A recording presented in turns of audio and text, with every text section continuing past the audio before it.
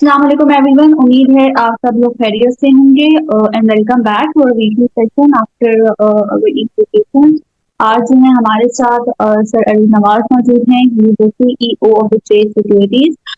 उन्हें वेलकम करने से पहले नाज़रीन मैं आपको बताना चाहूंगी जैसे कि हमारी टीम में जो सर्विसेज अवेलेबल हैं, तो आप लोग जो है वो नीचे वीडियो के नीचे जो है वो डिस्क्रिप्शन में लिंक होगा, तो आप लोग प्रेस करके हमारे प्रीमियम जो सर्विसेज अवेल कर सकते हैं। इसके साथ साथ जो है अगर आप लोग जो है हमारी रिसर्च से फायदा उठाते हैं, अगर आप लोगों को जो है हमारी जो गेस्ट हैं उनकी जो बातें हैं उससे आपके इल्म में इजाफा होता है, तो आप लोग हमारे चैनल को लाइक और सब्सक्राइब करते हैं। तो सर अरीना वेलकम करते हैं। अस्सलाम वालेकुम सर। वालेकुम सलाम। सर हाउ आर यू, कैसे हैं आप? बिल्कुल ठीक है, आप खैरियत से हैं? अल्हम्दुलिल्लाह। सर सबसे पहले हम जैसे कि आज की मार्केट की बात करते हैं। हमने देखा आज जो है वो बजट के बाद जो है वो मार्केट में आज जो है वो बहुत ज्यादा बुलिश ट्रेंड में आ गई थी। खास तौर पे ऑयल एंड गैस सेक्टर में हमने देखा, और अचानक आज जो है बैंकिंग सेक्टर में भी बाइंग देखी, अपर लॉक लगे बैंकिंग सेक्टर में। तो ये जो एग्रेसिव बाइंग की क्या वजह है? क्या बजट इतना अच्छा है, इतना अच्छा आया है कि अचानक जो है वो हमने मार्केट में ये मोमेंटम देखा?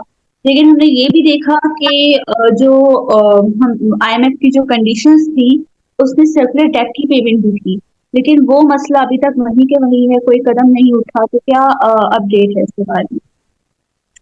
जी देखिए, अभी तो जो नया आईएमएफ का डॉक्यूमेंट आएगा, जो नया प्रोग्राम होगा, हमने देखा कि बजट के अंदर जो है वो सर्कुलर डेट पर उन्होंने ये किया है कि इस साल जो है वो मजीद कोई सर्कुलर डेट नहीं होगा। आई थिंक बजट में उन्होंने ये बात तो क्लियरली अनाउंस की है।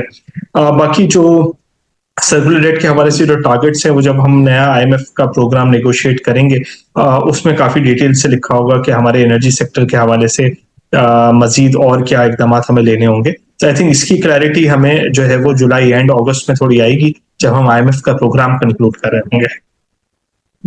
सही। सर ये बताइएगा कि बजट जो है वो कौन से स्टॉक अभी आपको लग रहा है कि आगे भी और अभी भी कौन से स्टॉक कौन से सेक्टर्स के लिए जो है वो बेहतरीन साबित हुआ? जी देखिए, सबसे पहले तो ओवरऑल मार्केट के लिए बेहतर साबित हुआ, क्योंकि कोई सीजीटी या डिविडेंड पर टैक्स नहीं बढ़ाया गया है। फिर हमने देखा कि बैंकिंग सेक्टर पे कोई मजीद टैक्स नहीं लगा है, ईएनपी पे नहीं लगा है, पावर सेक्टर पे नहीं लगा है। ठीक है, कुछ एक्सपोर्टर्स के लिए जो कि टेक्सटाइल एक्सपोर्टर्स हैं और बाकी एक्सपोर्टर्स हैं, उन पर वो उनको नॉर्मल टैक्स रेट में ले आए हैं। बट सामने से हमने वीकेंड के पर देखा कि उन्होंने जो है वो बिजली की कीमतों में कमी अनाउंस कर दी है। तो आई थिंक कुछ हद तक जो वहां पर इम्पैक्ट आया था वो कॉम्पनसेट हो गया है।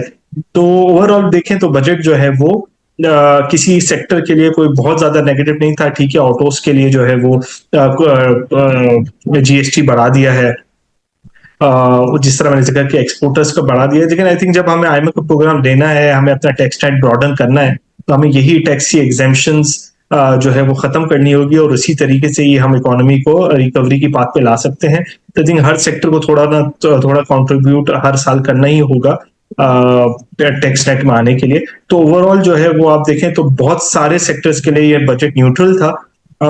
नेगेटिव था ऑटोस के लिए, कुछ हद तक जो है वो आप कह सकते हैं एक्सपोर्टर्स के लिए, जिसमें टेक्सटाइल भी इंक्लूड हो जाते हैं। लेकिन कोई ऐसी बात नहीं थी जिससे इन्वेस्टमेंट केस बिल्कुल चेंज हो जाए। सही। अच्छा सर, ऑटो सेक्टर में गेल, होंडा कार और सासगार, क्या इम्पैक्ट आ सकता है जैसे कि आपने बताया टैक्सेस का, और आगे मजीद क्या जो है इम्पैक्ट आ सकता है? देखिए, जिस तरह इन्होंने इंक्रीज कर दी है 8% से 25% जीएसटी ऑन एचईवी कार्स, तो उसका इम्पैक्ट साजगार पे भी आता है और भी ऑटो मैन्युफैक्चरर्स पर आता है। तो जिसकी वजह से तकरीबन कुछ एक्सपेक्टेड है 5-8 लाख रुपए से लेके 20 लाख रुपए तक टैक्सेस जो है वो जीएसटी गाड़ी पे बढ़ जाएगा। तो ये इम्पैक्ट जरूर आता है, बट ये पास ऑन हो जाता है। इम्पैक्ट तो एक्चुअली तो देना कंज्यूमर को ही होता है, बट गाड़ियां महंगी होने की वजह से सेल्स स्लो डाउन हो जाती है। तो ये इम्पैक्ट जो है वो ऑटो सेक्टर पर आएगा। अच्छा सर, बजट और मॉनेटरी पॉलिसी के बैंक्स अर्निंग में कैसे जो है वो इम्पैक्ट पड़ सकता है?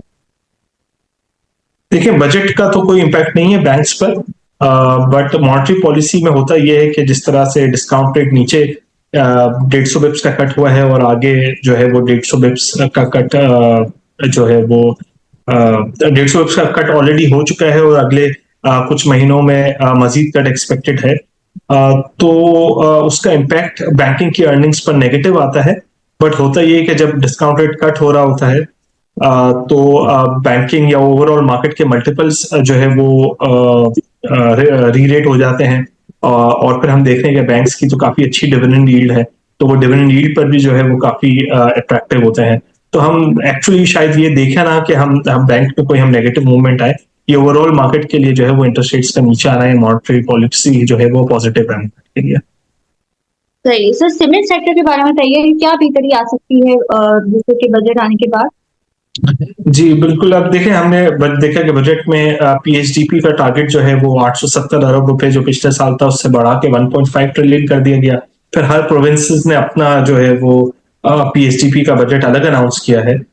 तो जो है वो आई थिंक ओवरऑल जो है वो बजट में पीएचडीपी का नंबर काफी बेहतर आया है, जो कि सीमेंट सेक्टर के लिए काफी बेहतर होगा। फिर मॉनेटरी पॉलिसी में जिस तरह इंटरेस्ट रेट्स कट हुए और आगे भी एक्सपेक्टेड के रेट्स कट होंगे, तो जो है वो ये भी सीमेंट सेक्टर के लिए काफी बेहतर है। तो ओवरऑल जो है वो सीमेंट सेक्टर के लिए पॉजिटिव है, बजट भी और मॉनेटरी पॉलिसी। सही। अच्छा सर, पावर जनरेशन में हबको के अलावा और कौन से स्टॉक्स हैं जिसमें हम बाइंग कर सकते हैं। निषाद पावर बहुत अच्छा स्टॉक है, उसकी काफी अच्छी डिविडेंड यील्ड है। निषाद चुनिया पावर काफी अच्छी स्टॉक है। कैप्को जो है वो हर साल हम देखते हैं कि 9 रुपए डिविडेंड दे देता है, आई थिंक कैप्को। और वो काफी जो है वो एग्रेसिवली नए प्रोजेक्ट्स भी एक्वायर करने के लिए कोशिश कर रहा है। आई थिंक कैप्को, निषाद चुनिया पावर, निषाद पावर, ये अच्छे ऑप्शंस है एक्यूमुलेट करने के लिए। हम्म, सही सर, फर्टिलाइजर सेक्टर के अंदर बताइएगा कि कोई चांद है अभी क्या, या अभी और मजीद डिप का इंतजार करना चाहिए इन्वेस्टर्स को। देखिए फर्टिलाइजर सेक्टर की डिविडेंड यील्ड्स अब भी बहुत अच्छी है, 15-16% की डिविडेंड यील्ड इन प्राइसेस पे भी ऑफर करते हैं। अगर इंटरेस्ट रेट्स का व्यू है अगले 1-2 साल में 10-12% पर आ जाएंगे, तो आई थिंक यहाँ पर तो आज जो आप डिविडेंड यील्ड आपकी लॉक हो जाती है, वो डिविडेंड यील्ड आपको डिविडेंड्स आपको मिलते रहते हैं और हर साल डिविडेंड्स हमने देखा है ग्रो ही होते हैं। तो आई थिंक फर्टिलाइजर सेक्टर तो यहाँ पर भी एक अट्रैक्टिव एंट्री पॉइंट्स देते हैं।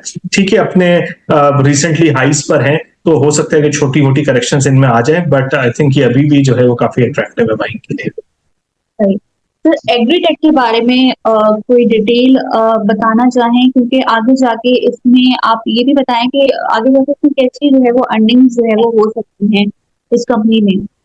देखिए हमने लास्ट ईसीसी की मीटिंग में देखा कि एग्रीटेक के लिए उन्होंने सितंबर 30 तक गैस प्राइसेस जो है वो गैस फराहम करने की जो है वो इंस्ट्रक्शंस दे दी हैं।